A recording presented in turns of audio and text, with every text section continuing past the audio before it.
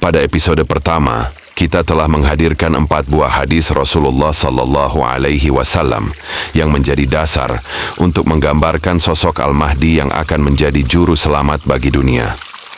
Kesimpulan sementara yang dapat dijadikan dasar untuk menggambarkan sosok Al-Mahdi yang akan menjadi juru selamat tersebut adalah beliau merupakan seorang khalifah atau raja yang telah memiliki kekuasaan dan kekuatan yang besar dan nyata, serta beliau bukanlah seorang muslim.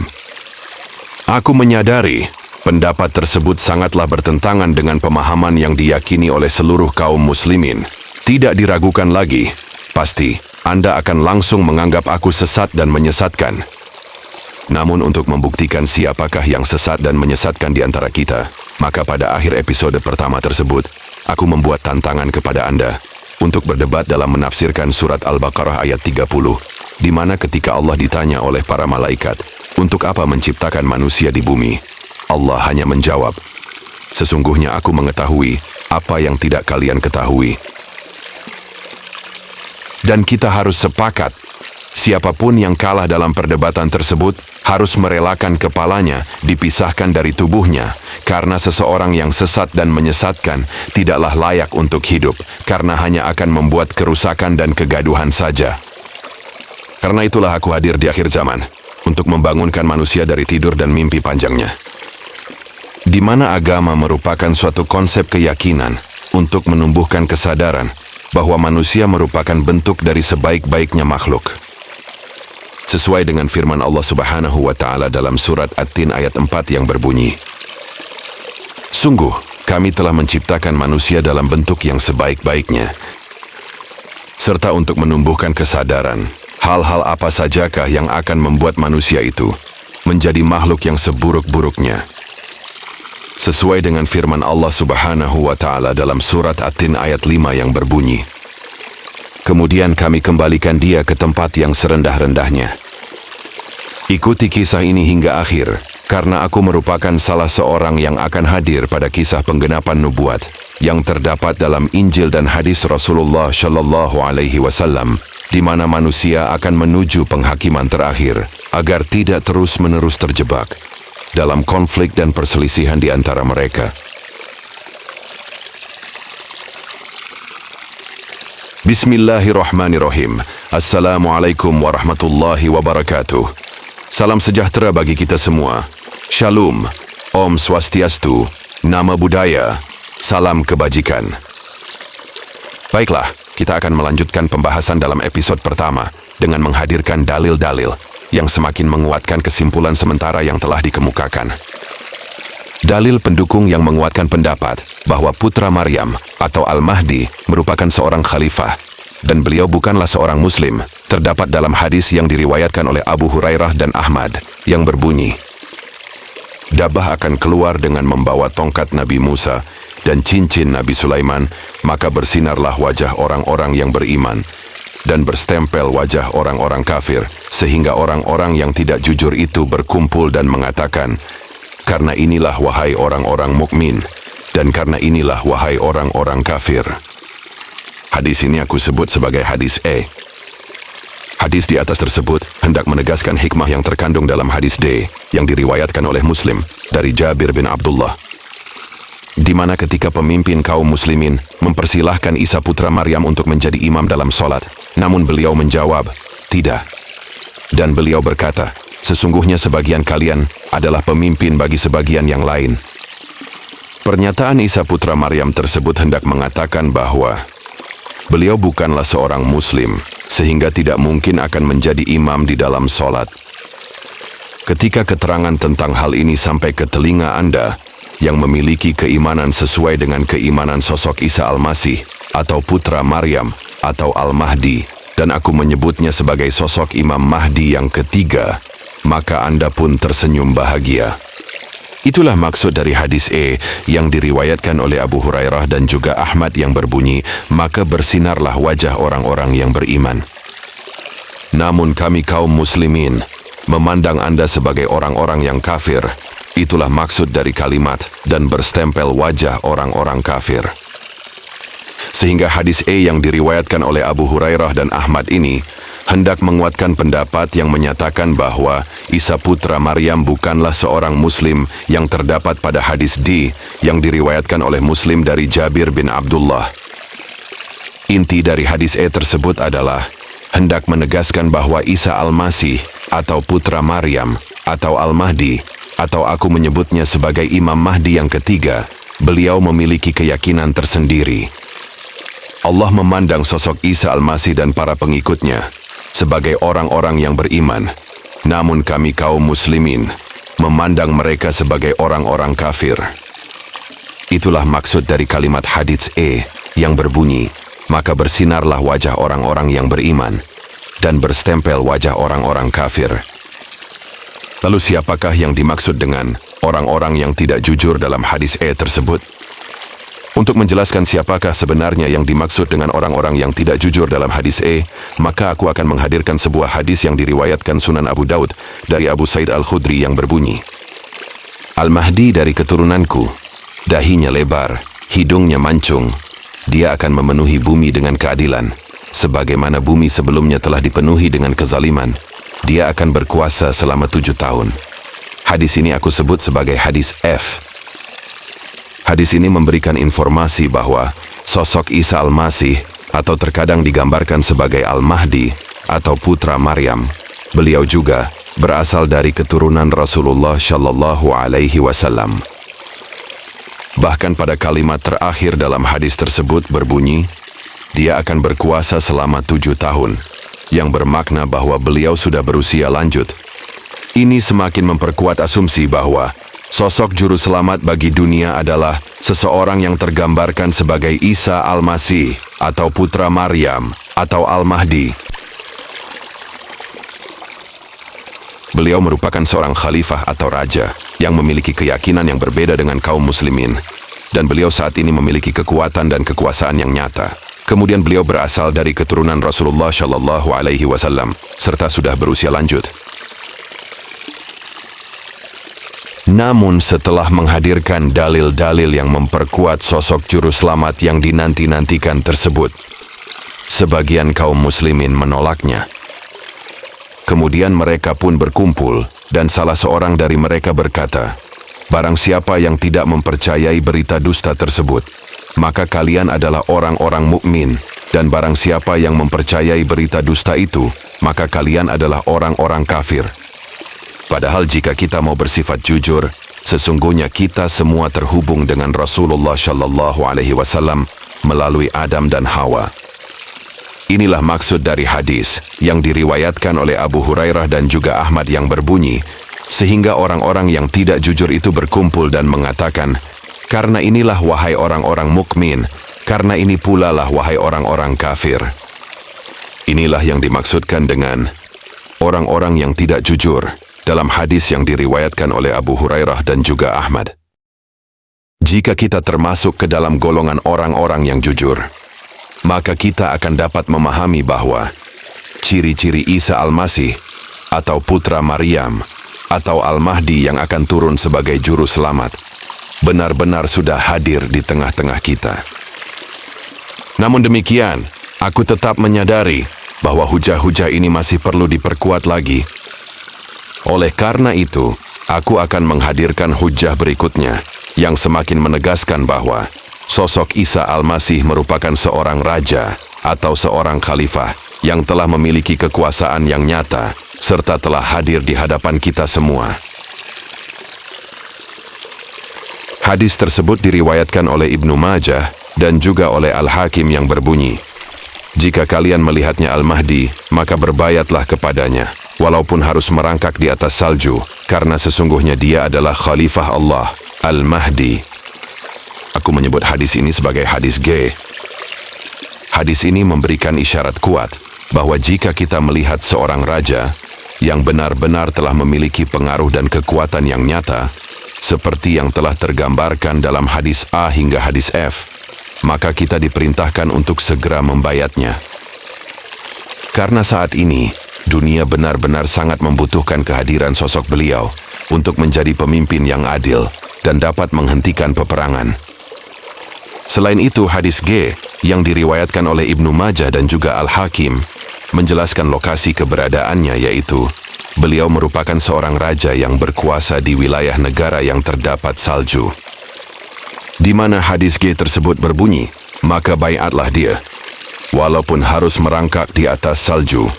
Dengan demikian, kita semakin mendapatkan gambaran yang jelas bahwa sosok Isa Al-Masih atau putra Maryam atau Al-Mahdi adalah seorang raja atau khalifah yang memiliki kekuasaan yang besar dan nyata. Beliau berusia lanjut dan berada di sebuah negara yang terdapat salju. Jika kita dapat menemukan seorang raja dengan ciri-ciri tersebut, maka kita diperintahkan untuk segera membaiatnya sebagai Al-Mahdi.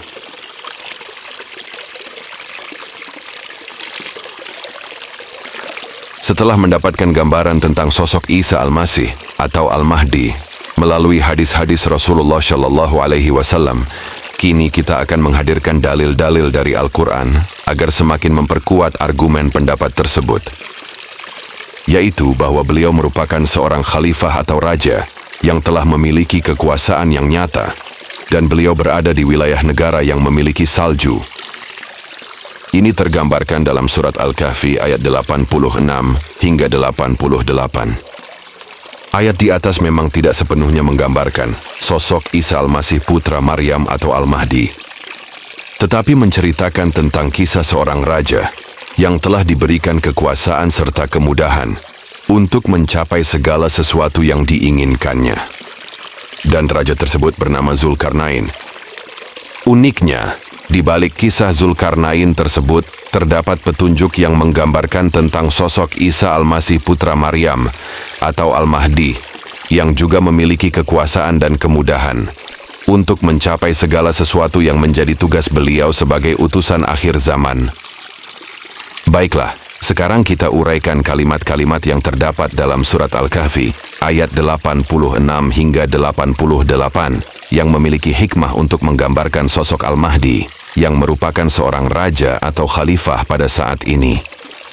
Ayat 86 berbunyi, hingga apabila dia telah sampai ke tempat terbenamnya matahari, dia melihat matahari terbenam di dalam mata air yang berlumpur hitam, dan dia mendapati di situ segolongan umat. Ada dua hikmah yang terkandung dalam ayat di atas, yaitu: pertama, lokasi kerajaan beliau berada di tempat terbenamnya matahari atau wilayah barat. Dan ini memperkuat hadis G yang diriwayatkan oleh Ibnu Majah yang menyatakan bahwa ketika kita melihat Al-Mahdi, maka kita harus membaiatnya walaupun harus merangkak di atas salju.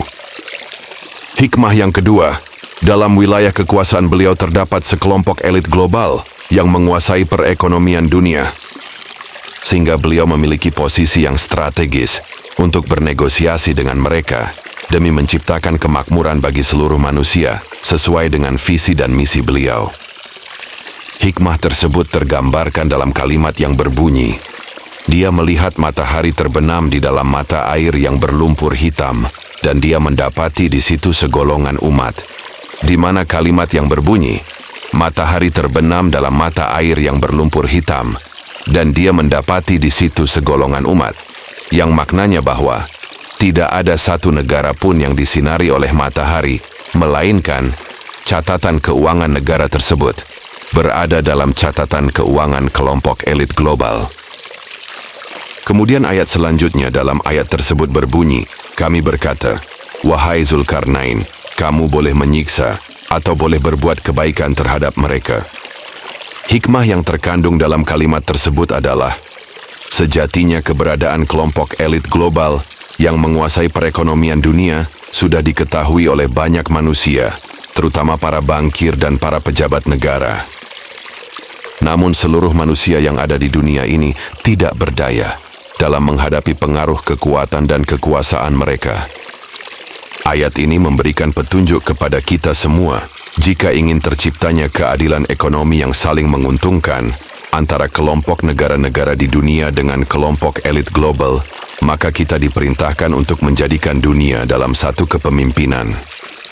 Itulah maksud dari kalimat yang berbunyi, wahai Zulkarnain, kamu boleh menyiksa atau boleh berbuat kebaikan terhadap mereka.